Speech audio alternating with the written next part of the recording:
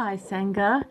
Um, I would like to read to you, I think, almost 3 pages of writings from Ilios for you, and I hope at least some of it resonates with you. I'll pop you there because he certainly has been here before. Several times, I would say, and he very clearly showed me visions of his life and his surroundings, and I see colours and very definite information, shall we say. Anyway, I'll get on with it for you. He says he was very drawn to you, and I think we often think that we choose animals, but in terms of the universe and balance of energies, his energies were very drawn to yours, by your need to teach him, and from his desire and need to learn, for his intelligence. He's not the sort of horse who would like to just spend his days in a field. He has a brain, a very efficient brain, and it gives him much pleasure to learn. And so I feel that's a lovely connection for you both.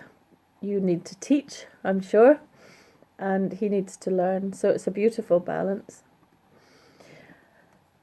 I had a sense that he had descendants from Africa, connections in his heritage, breed lines perhaps. I don't know if there's a way that you can find out. He says, I am the colour of the earth there, and I'm the same colour as the biscuits you eat, haha. I was drawn to you to help you realise your dreams, he says, your potentials, and together we will be in balance to harmonise our abilities. An Englishman's home is his castle, and I have come home. Show me more, he says, and I see him bowing down to you on one knee, with his head back between his legs, which is just such a beautiful vision. And I'm not sure if that's part of your teachings. I just feel it's sort of something he would either feel easy to learn or would like to learn. He says, you are a credit to horses, and not everything is noticed by onlookers. In the amount of effort needed with us giants to show us how to progress. In other words, there's an awful lot that you do behind the scenes, a lot of hard graft, many hours of hard work for each second on stage, he says. I see him change legs as he, as he canters, and you in total balance with him on his back. He is proud of you and grateful of your openness to accept him and to give him the time to get to know you and him together. But do not neglect yourself, he says, by giving.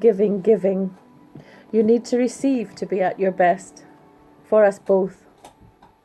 Be patient. You know I will still learn at a slower pace if you need me to. So he's very understanding that sometimes you feel stretched, but yet you feel you can't stop, perhaps. So there's a lesson there that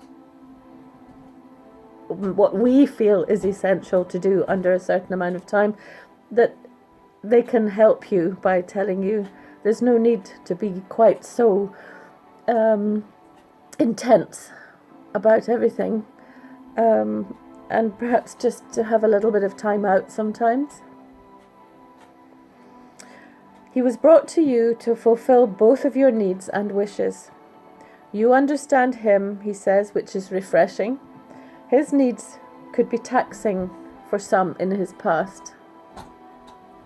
Excuse me a second. Alexa, next. He is showing me the country Greece. Long beaches and cantering. Did he come from there? Has he lived there?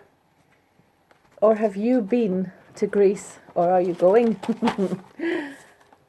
A taverna with wine and ouzo. A place of relaxation away from daily physical graft. I feel if you haven't been there that he's saying that atmosphere, that break for you would be a good idea. Have you seen a crow sitting on his back?